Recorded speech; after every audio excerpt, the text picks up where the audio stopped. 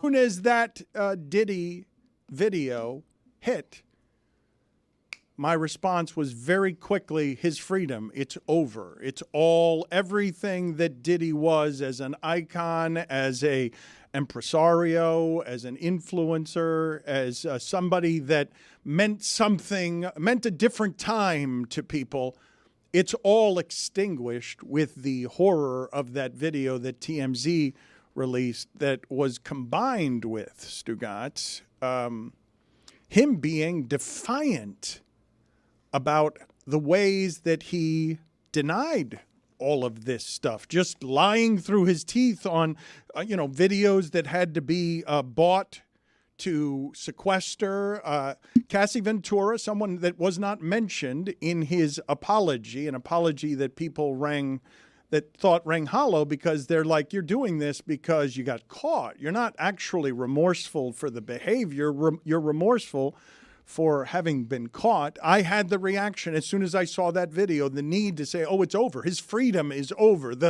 Everything that Diddy used to be is over. How'd it feel? Because you don't know if it's over, and you proclaim that something is over. And so I'm just wondering how it felt in the moment. Well, it feels like justice, Stugotz. Mm-hmm. It feels when injustices come to the forefront that way and are put in the light, and you see that what someone has been pretending to be unravels, and I'm filled with a great deal of sadness, right? You saw that thing that went viral recently where women were asked whether or not in the woods they'd rather confront a man or a bear, and the answer often was a bear, with reasoning along the lines of, well, then it would leave marks and people would believe me. Everything Diddy worked in his favor for us to mythologize that he was a better person than he was. And it made it very hard for Cassie Ventura to come forth. But now we've all seen the video. And it's truly horrifying. It's something I'm going to have to put trigger warnings over everything we're doing here. I'm not going to show the video here because most of you have seen it. And if you want to see it, you can. But Jemele Hill is with us now to help us sort through some of what it is that's here. You can see her and hear her at It's Jemele Hill on YouTube. Let's start there with the trigger warning as we talk about Diddy, Jemele. We're talking about domestic violence caught on camera, along with more allegations of physical and sexual abuse, many of which Diddy continues to deny. What do you make of the events of the weekend? What do you make of the apology sort of video from Diddy? Well, I remember, Dan, we talked about Diddy not too long ago. And I said then that his career was over. And this is before this video came out, because I just thought the mountain of allegations, and although if people want to put it in the box of being unproven, that's fine. But it was just too much. And there was nothing. And given the nature of the allegations, why would somebody ever want to work with him again? And certainly we've seen a lot of celebrities who have been in his situation forgiven. And even now there are people who think that apology, that crappy, awful apology, was enough, because I couldn't help but notice in the apology, he never apologized to Cassie. And nor did he even address the fact that when her lawsuit first surfaced, he immediately denied everything, called her a liar, and essentially said that this was just about a money grab. And so he created that narrative. So to me, if you're trying to get everybody to believe that you are feeling, or that you have dealt with some measure of accountability, that ain't it. Knowing people who have gone to rehab, people in my family who have gone to rehab. My mother has gone to rehab. My father has gone to rehab. One of the first things that they teach you is about making amends and being accountable to the people that you've harmed, and being honest and transparent about what you've done. So if he really had gone to therapy, if he really had some level of accountability that he felt like he was exercising, then it wouldn't have taken this many years for him to be honest about what he actually did. And let's just say, okay, maybe he doesn't want to open that Pandora's box. As soon as this lawsuit dropped, it shouldn't have taken a lawsuit and subsequently a video for him to say he was being accountable. So personally, I wish he would have stayed silent, because what he offered was worthless.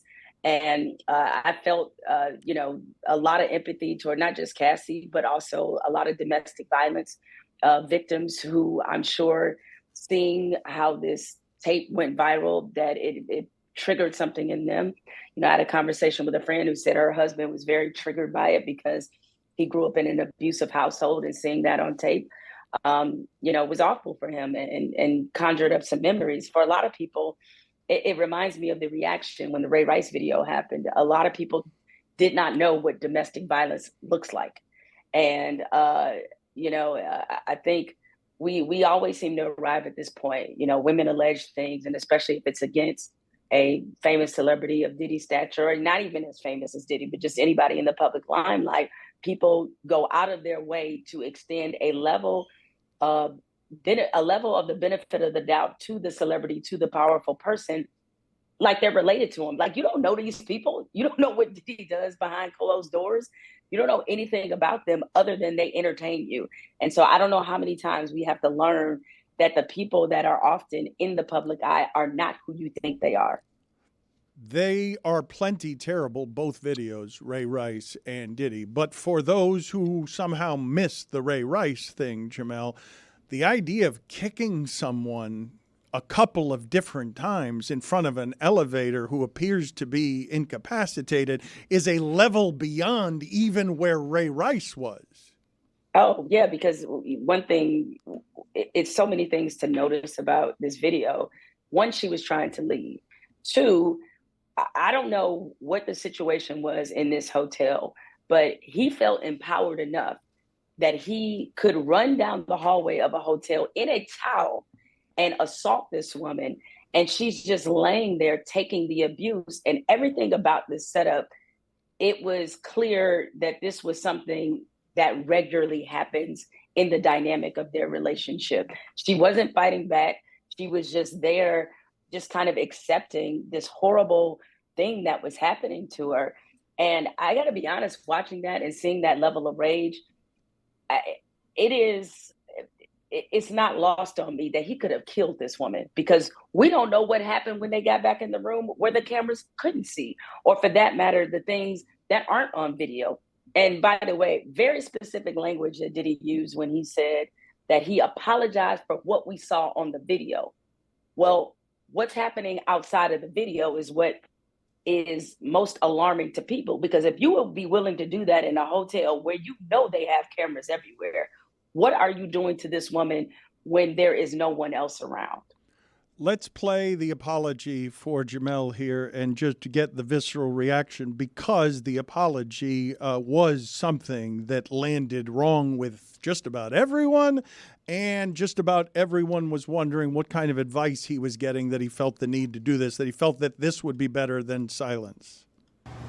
It's so difficult to reflect on the darkest times in your life. Sometimes you got to do that. I was f***ed up.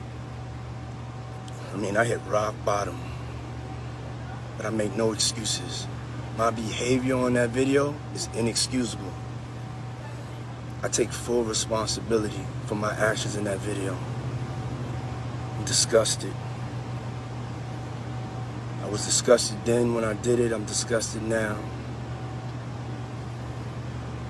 I went and I sought out professional help. I had to go into therapy and go into rehab. Had to ask God for his mercy and grace.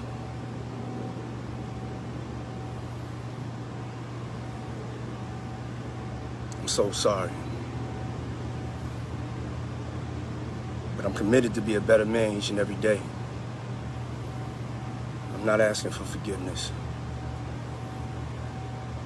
I'm truly sorry. What other thoughts do you have beyond not apologizing directly to Cassie or mentioning her by name? No apologies to his children. Diddy has twin daughters. He also has a young toddler that's a daughter. And really, it's not that he has to apologize to just merely the women in his life, because he has sons too who are looking at his behavior every day. And God knows what these children have seen. And he has not only publicly humiliated them, he's also left them with probably a level of trauma that, you know, most of us probably can't even possibly fathom. The other thing that sticks out to me about this apology is just the raging narcissism. It's like he made this thing all about himself from the beginning, talking about he was in his darkest place. You think Cassie wasn't in a dark place when you sitting up here pummeling her, like she's not even a human being? I mean, that to me, it was so many things that were so awful about this apology. And I have to think that part of the reason he made it is not only, again, a delusional level of narcissism, but also probably because there's some part of him that thinks that he will be accepted back and welcomed back on some level, into the mainstream. I mean, they're going to be apologists. Even in various comment sections, you see them. There are going to be some people who still have no problem listening to his music. There will probably be some people who have no problem engaging in a business relationship with him. And that is what is just so distasteful about this being his idea of accountability, is that he really thought that he was going to incur some level of sympathy after we'd seen that tape. And there just frankly isn't any, not from me, and I think from the vast majority of people. Jemele, what's equally disgusting about this is the hotel covering it up. Like, whoever took the money, whoever kept this quiet for this long, like, how do you feel about that, sis?